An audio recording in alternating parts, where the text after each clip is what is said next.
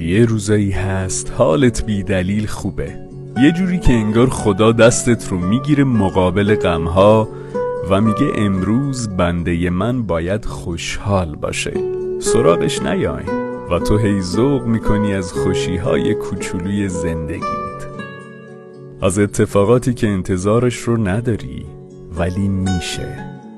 من هر روزی رو که بی انتظار از مردم و شاکر از خدا چشم باز میکنم حالم خوبه.